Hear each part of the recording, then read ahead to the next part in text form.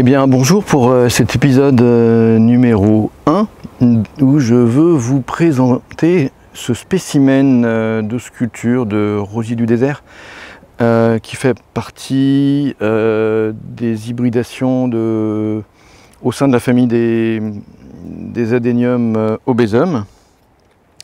Et alors lui il s'appelle Panoramix et donc c'est une plante dont je m'occupe depuis très longtemps. Donc en l'hommage je l'ai nommé Panoramix en l'hommage de Panoramix, qui a été très important pour moi. Et vous voyez en fait sa particularité, donc elle est très âgée, donc il y a ces plantations, contre-plantations, contre-plantations, etc., pour avoir ce type de mouvement, hein, d'accord. Donc là, aujourd'hui, je vais le sortir de son pot et puis travailler sur ses racines. Il y a des racines en trop, mais qui m'ont permis en fait de créer ces mouvements-là. Donc là,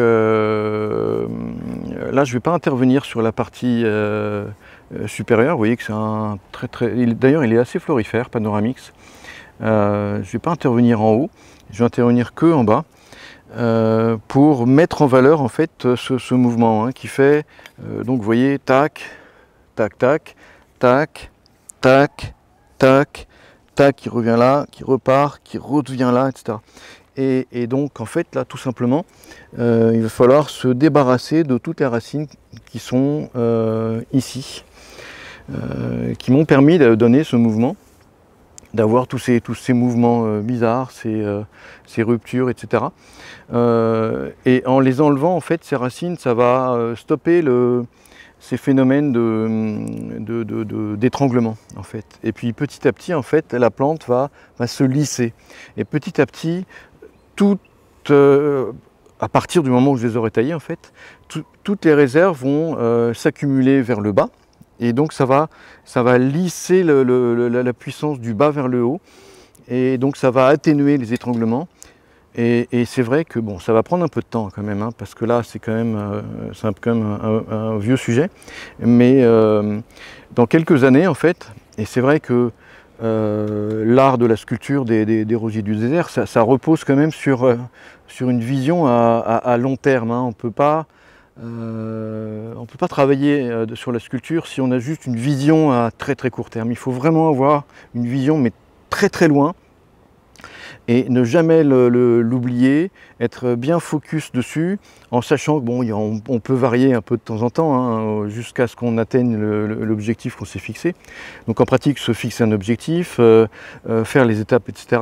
On peut varier un petit peu, mais quand même garder toujours le but, hein. On a le droit de changer de sentier pour atteindre le sommet, mais garder quand même le but. Il faut quand même s'adapter parce que la plante réagit parfois pas exactement de la façon dont on le voudrait. Mais voilà, donc en fait là le but c'est de mettre en valeur tout ce mouvement comme ça là, et de lui permettre de le lisser dans un corps qui va être absolument magnifique.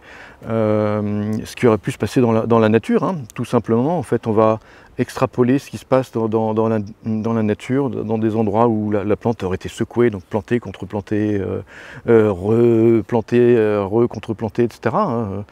Ça se voit, hein, ici quand il y a une tempête, un ouragan, il y a un arbre qui est déraciné, qui tombe, et puis qui va refaire une itération toute droite, qui elle-même va retomber. Donc ça peut, et selon l'endroit de la chute, en fonction d'où venaient les vents qui l'ont fait chuter en fait, et qui ont fait céder les racines là où elles n'étaient pas peu développées en fait. Donc ce genre de mouvement existe vraiment naturellement. Donc c'est l'inspiration de la nature tout simplement en fait, hein.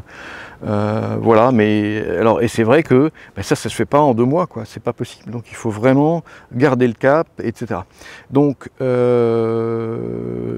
vais aller la déplanter, la laver, la laisser sécher un peu, et puis je vous retrouve tout de suite après là pour voir les racines qu'il faut supprimer. À tout à l'heure.